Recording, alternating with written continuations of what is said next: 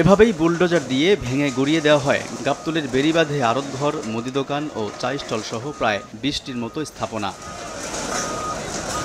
বুধবার সকাল 10:30টার দিকে ডিএনসিসির প্রশাসক মোহাম্মদ এজাজের নেতৃত্বে রাজধানীর গাবতলীতে বেড়িবাঁধের প্রায় ১৫০ একর জমির উপর অবৈধভাবে গড়ে ওঠা এসব স্থাপনা উচ্ছেদ করা হয়। এ সময় বাধা দেওয়ার চেষ্টা করেন সাধারণ ব্যবসায়ীরা। তাদের দাবি, নিয়মিত ভাড়া পরিশোধ করেই ব্যবসা করছেন তারা। কোনো প্রকার নোটিশ ছাড়াই ইটপাথরের আড়ত উচ্ছেদে এসে ঢাকা উত্তর সিটি কর্পোরেশন স্বল্প আয়ের মুদি দোকান ও চা স্টল ভেঙে দিয়েছে বলে অভিযোগ করেন ব্যবসায়ীরা। নোটিশ যদি দিত তাও তো মন্নার মানাইতাম, মাল সামানি হারাইতাম। একটা ঘন্টার সুযোগ দেয় নাই। সরকারের জায়গায় কেউ 2 দিনের বেশি থাকতে পারে না। অবৈধ হলে মাসের পর মাস, বছর বছর কেমনে থাকে। আমার 4-5 লাখ টাকার মাল নষ্ট হয়ে গেছে। তা আমার পেটে লাথি দিছে। আধা ঘন্টা সময় দেন, আধা ঘন্টা পরে জিনিসটা ভাঙেন, আমরা জিনিসগুলো সরাইতে পারি।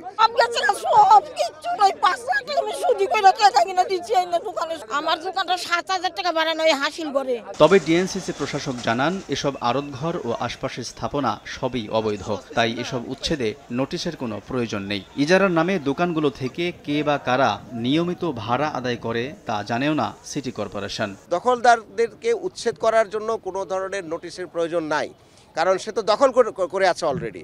তো সুতরাং আমরা আমাদের জনস্বার্থে দেশের সম্পদকে রক্ষার জন্য আমরা এখানের মধ্যে এসেছি এবং এটা আমাদের এই ধারাবাহিক প্রক্রিয়ার শুরু।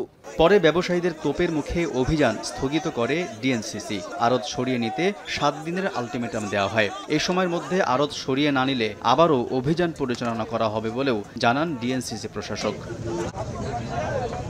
আলতাফ হোসাইন, সময় সংবাদ, ঢাকা।